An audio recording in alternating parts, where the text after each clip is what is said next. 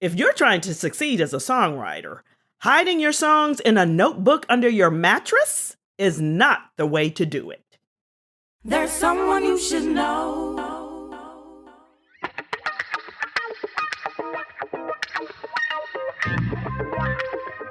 Hey everybody, welcome to the BOMB Podcast. BOMB stands for Business of Music Bootcamp, which means that this is the place where we will drill down on the business and legal aspects of the music industry. Everything from copyrights and contracts to policies and practices. Whatever it takes to educate and empower you with the knowledge you need to make informed decisions about how to protect yourself and your music is what you'll find on the BOMB. I'm your host, Professor Butler, and as a retired entertainment attorney, former record label executive, music law professor, and college administrator, I have counseled thousands of artists and musicians on the intricacies of the music business. Now it's your turn. The information in this podcast is not intended, nor should it be construed as legal advice. If you have questions of a legal nature, we strongly recommend that you contact an attorney in your local jurisdiction who specializes in music and/or entertainment law. For guidance, check out our website at professorbutler.com and sign up to receive a free resource on how to find the right lawyer for you. And now, your host of the BOMB Podcast, Professor Butler. Hey everybody, welcome to the BOMB Podcast, episode number 2. I'm your host, Professor Butler, and before we jump into the subject of this week's episode, I just have 2 words I'd like to say. Thank you. Thank you to the hundreds of people who tuned in and listened to episode number 1 on how not to get scammed. Your love and support of what I'm trying to do for musicians is so appreciated because my mission is to share with you my 30 years of experience in the music business in order to help you make informed decisions about how to protect yourself and your music. So thank you so much for joining me on this journey. I really appreciate you, and thank you for listening, for subscribing, and for telling all your friends. And if you want more information about the BOMB Podcast or me, Professor Butler, feel free to log on to my website at professorbutler.com. Alrighty then, let's get started. In this week's episode entitled, What If They Steal My Music?, I will talk a little bit about the fear associated with releasing your music and how copyright protection may or may not solve your problem. And I know that copyright is a complicated concept that confuses people at first. So as usual, I will use a real-life scenario to help bring a little clarity to the subject and help put the ideas that I'm trying to convey into perspective. This week's scenario is from a letter that I received from an aspiring singer-songwriter from Missouri. Went a little something like this. Dear Professor Butler, my name is Susie, and I'm an aspiring singer-songwriter from St. Louis, Missouri. I have written over a dozen songs, none of which have been recorded. I've had several people ask to hear my songs, and he even helped me to record them, but the songs haven't been copywritten yet, so I'm afraid that they'll steal them if I share them. That's one of the reasons why I keep all my lyrics in a notebook under my mattress. I want people to hear my music and enjoy my work, but I'm worried that some crook will come along and steal it and even claim it as their own. Her question is, how do I make sure that no one steals my music? Sincerely, Susie, songwriter. First, let's start with the obvious. There may be times when I will exaggerate a little or even make up a few details to enhance my stories just a little bit. Now, in all honesty, I do that just so that I can make a point. However, this is not one of those times. Susie may not be her real name, but the bit about hiding her songs under a mattress is 100% absolutely true. I could not make that up if I wanted to. And I know her letter may sound a little crazy at first, maybe even a little paranoid, but it's real. And Susie is really more than just an aspiring singer-songwriter. She represents almost every single songwriter and music creator I have ever met. I have yet to meet a songwriter or musician who didn't have some fear about sharing their music or releasing it to the public. And it makes absolute sense because ever since the early 2000s, when Napster and other file sharing services came on the scene, computer technology and the digital revolution have made it easier than ever for someone to take your music, to share it, use it, sell it, or otherwise claim it as their own. And that is scary. So what's a creative person to do in order to keep people from stealing their music? Well, when I responded to Susie, I told her about 3 things that she needed to recognize and understand that I thought would help her feel more comfortable and more confident about sharing her music with others. I told her to, number 1, face her fears regarding sharing her music with would-be infringers. Number 2, face the facts about copyright law and what she needs to do to properly protect her music. And number 3, face the reality of having her music stolen. So for those of you who are going through the same thing that Susie is, and I know that you are out there and you're afraid to share your music because you don't want people to steal it, this episode was designed with you in mind. So let's start with tip number 1, face your fears. If you're trying to succeed as a songwriter, hiding your songs in a notebook under your mattress is not the way to do it. Susie is what I call scared. Not scared, okay? She's beyond scared. She's scared. And I get it. I get that she and you spend hours, days, even weeks pouring your heart and soul into your music. You spend all your time and all your money and all your effort on perfecting your craft. Your music is your art, it's your life, and it's your livelihood. So when you hear countless story after story about how songwriters and musicians have had their music stolen by other songwriters, artists, or even record labels, you start to panic. And when you can't even pick up a trade paper without hearing about some celebrity either being sued or suing somebody over their music or their lyrics, you get scared. And I understand that. But there has to come a time when you face your fear in order to overcome it. A little bit of fear is normal. Fear is something we all experience, and it has a distinct purpose in our lives, which is to protect us from danger. When you become frightened, that fear is what keeps you from doing something that could cause you harm, and that's a good thing. But when you start being afraid of things that are not harmful or dangerous, your fear could keep you from living your best life. Let's take Susie. She can't face her fear until she has a clear understanding of exactly what it is she is afraid of. When she says that she's afraid that someone will steal her music, what she's really saying is that she is afraid that someone will take and exploit her songs without her permission and without compensation before she has had the opportunity to legally protect them. We will talk about legal protection in a moment, but first, is Susie's fear warranted? Once again, she's afraid that someone will take the dozen or so songs she has hidden under her mattress without asking her permission, make money off those songs without paying her anything, and then leaving her without any recourse because she never copywrote the songs. Is that a legitimate fear? Before I answer that question, let me tell you about one of my fears.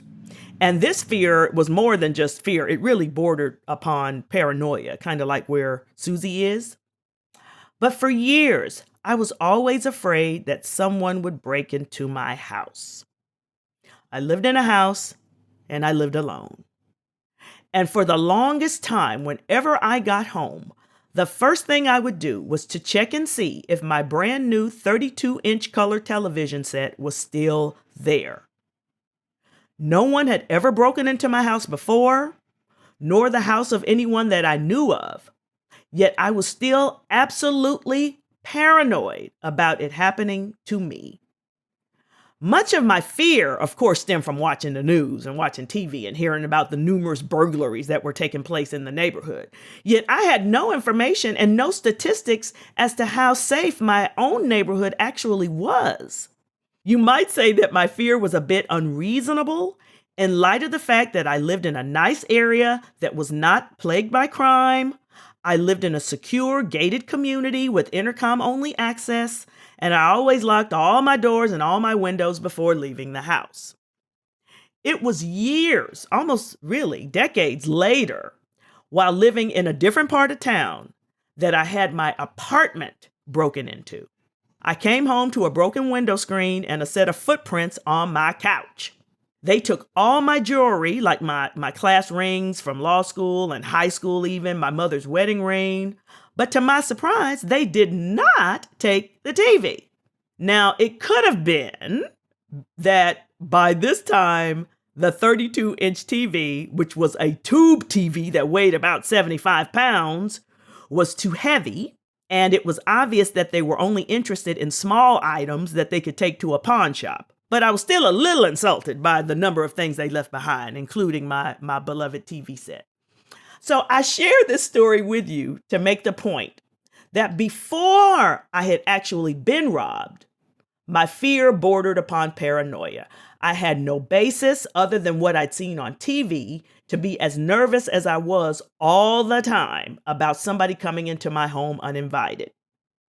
But once I actually had it happen to me, although it was frightening, and it was really a painful experience having my personal space invaded by some stranger, in hindsight, it wasn't nearly as bad as I had imagined it would be. Susie has never had any of her songs stolen. Remember, they've been under her mattress for who knows how long. Susie is imagining what will happen based on what she read about on the internet and in the trade papers. And she's imagining the worst. She's afraid of what might happen when she has no real idea or reference point as to what copyright infringement really looks like. All she knows is that she heard about it and it sounds really bad. And lack of information about anything, whether it's a person, whether it's a thing, is really the essence of fear.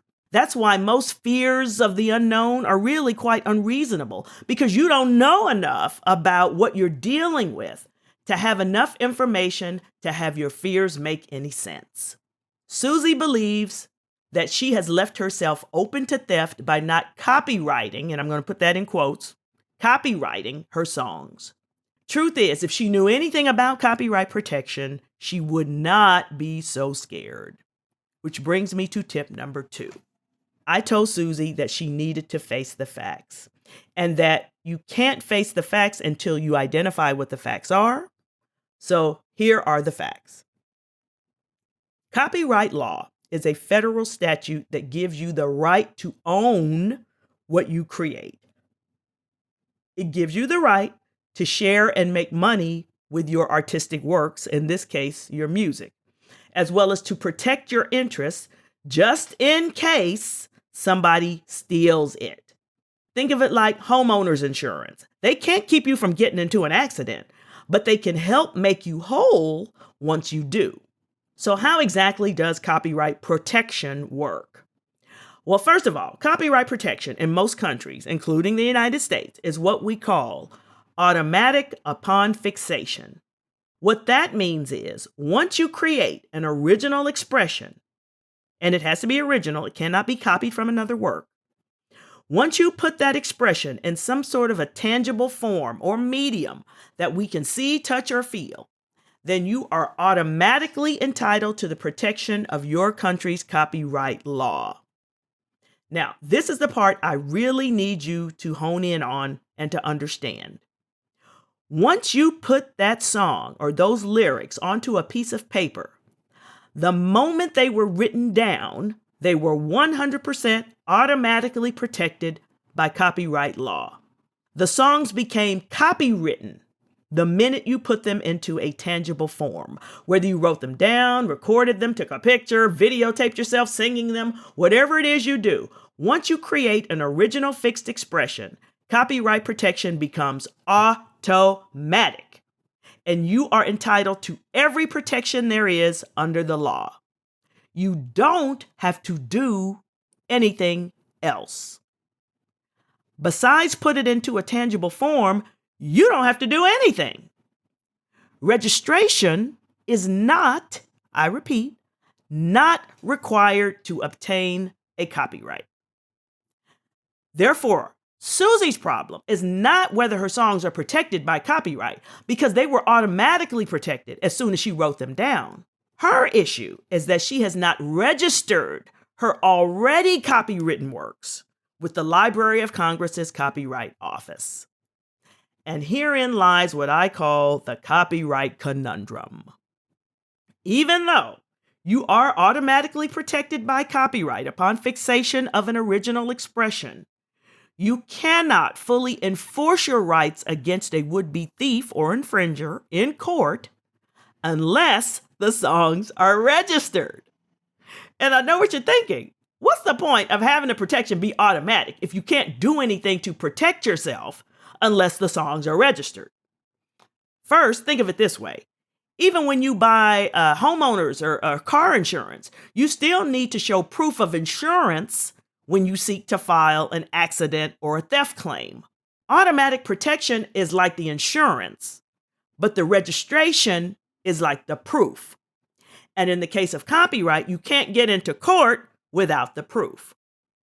So the question then becomes, is there anything you can do with copyright protection before the works have been registered? And the answer is absolutely yes. Anytime you believe that someone has stolen one of your songs or is using one of your works without your permission, the first thing you can do, and you have the legal right to do, is to contact them. You don't need a copyright certificate to send somebody an email or write them a letter or pick up the phone. And actually, I advise you to send the email or write the letter so that you have some sort of correspondence in writing. And when you make contact with whomever it is that's distributing or using your work, you can and you really should be kind of nice about it at first. Just gently inform them that the song or parts of the song that they're using or claiming is theirs actually belongs to you. This might just be enough to get the conversation started, because I'm telling you now, record companies and publishing companies do not like lawsuits, and they do not want to put their money on the line for a work that might be infringing upon someone else's rights. So they do really take it seriously. So if you send somebody a letter that says the song that you are distributing is really all mine or partly mine, trust me, someone will sit up and pay attention. Let's say you do send the letter. You may not really care that much about the infringement if the song is making money. You might just want your piece of the pie, meaning some form of payment like a licensing fee or royalties. And that's fine. That's your right. You have the absolute right to forgive the infringer so long as they pay you what they owe you. So, even though you have not registered the song, because you are automatically protected by copyright, you can still reach out to the infringer to ask for some sort of recourse. But let's say that they don't agree. Let's say they don't want to pay or they don't otherwise want to cooperate. This is where something called a cease and desist letter comes in. Cease and desist means to stop what you're doing and don't do it anymore. Now, if you've contacted the would-be infringer and you gave them a chance, you tried to work with them and it didn't work, now you basically want them to stop what they're doing. And that's why the cease and desist letter is more like a warning than anything else. It basically states that if they don't stop or discontinue the illegal activity or take certain actions that you prescribe in the letter, like pay me a certain amount of money or give me a certain royalty, by whatever deadline you set in the letter, which you could say do so within 10 days or 2 weeks or 30 days or whatever deadline you offer, you are letting them know that you are ready, willing, and able to take them to court and sue them. This is the point where you might want to register the work and hire the services of an attorney. Because you own the work, you can write and send the letter yourself if you want to, even without having that registration certificate. But if they don't cooperate, or they decide to call your bluff, you'll want to make sure that everything is in order before you decide to proceed.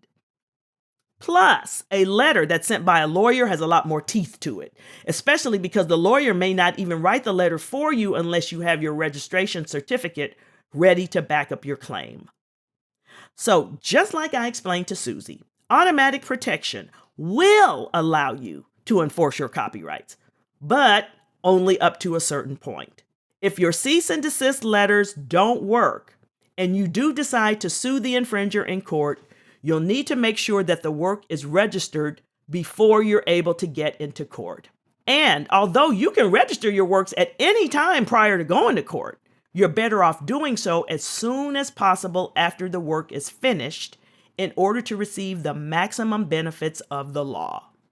And there are all sorts of benefits associated with early registration, but we'll have to talk more about those in a later episode. But for now, after explaining the difference between copyright protection, which is automatic, versus copyright registration, which is required to take someone to court, I still had to offer one more tip to share with Susie. Tip number 3 was for her to face reality. The reality of copyright can be harsh at times, but I really felt the need to explain it to Susie exactly what it was she was dealing with, which is this. The truth of the matter is that there is nothing on this planet that can keep someone from stealing your music. Nothing. Now, times change, so does technology, but as of the date of this podcast, there is no program, no hardware, no software, no technology, no secret weapon that will keep someone from stealing your music if that's what they intend to do. And get this, even if the works had been registered, copyright registration does not prevent theft. No law does. It merely provides you with a course of action to take in the event or just in case your rights are violated. Most laws are to deter copyright infringement. So it's just like if you owned a house with an alarm system, a 20-foot fence, deadbolt locks on the doors, security bars on the windows, and 2 pit bulls in the backyard. If an intruder really wants to get into that house, they will get into that house. You fortunately have the law on your side. Well, it's the same thing with your music. If they want it bad enough, they have the ability to take it, usually because of technology, and use it and even claim it as their own. But consider this. You still always have a recourse under copyright. And although it may be expensive to go to court, most copyright infringement cases settle out of court anyway. And many are settled soon after the receipt of the cease and desist letter when you start communicating with the other party, negotiating, and showing them your proof. So there really is nothing to be afraid or paranoid about. When it comes to copyright, you are covered. But also, I want you to consider this. And this might be a little controversial. But if someone really, really, really wants your song, it's not because your song has been hidden under a mattress for 10 years where nobody's ever heard of it or you for that matter. Someone might want your song because they believe it has value, that it will make them some money, that it's a hit. Or because of who wrote it, and that would be you, it has the potential to be a hit. Think about what I'm saying. Having music that is worth stealing is not necessarily a bad thing. All right, hear me out. If someone wants your song bad enough to steal it and risk lawsuits, lawyer fees, fines, or even imprisonment over it, that means that it's probably a damn good song. And I know that doesn't make you feel any better, but think of the alternative. What if nobody wanted to steal your song? What if somebody broke into your fenced up house and didn't take anything because there was nothing worth taking? Just like when they broke into my apartment and didn't take the TV. They didn't take the TV because the TV was an old piece of crap. Well, it's the same thing with your music. What you don't want is for nobody to want it. What you don't want is for someone to find out that you have a dozen songs hidden under your mattress and they don't even care. So with that little bit of food for thought, what did we learn today? First of all, we learned that hiding your music under a mattress is by far the least productive way to launch your career as a songwriter. We learned that your fear that someone will steal your music is completely legitimate because it happens all the time. But it's important to face your fears by weighing the pros and cons and assessing the risk involved. What do you have to lose by releasing your music versus what do you have to lose if you don't? You also don't have to worry about copyright protection because your works were protected by copyright the minute you wrote them down, recorded them, or otherwise placed them in a tangible form. And finally, copyright registration, which provides proof of ownership, is not required by law, however, is highly, highly, highly recommended and absolutely necessary if you intend to take someone to court. All right, so I know this was a long one and a little complicated, but I really hope that you not only learned something, but that you were empowered by what you heard. I hope you enjoyed this episode number 2 of the Bomb Podcast, and I cannot wait to see you next week. Take care and stay healthy. Thanks for joining me on the Bomb Podcast. If you were educated, empowered, or inspired by what you heard, please subscribe today to be the first to receive the latest episode. And don't forget, post a review, tell a friend, follow me on social media, and join my tribe at ProfessorButler.com.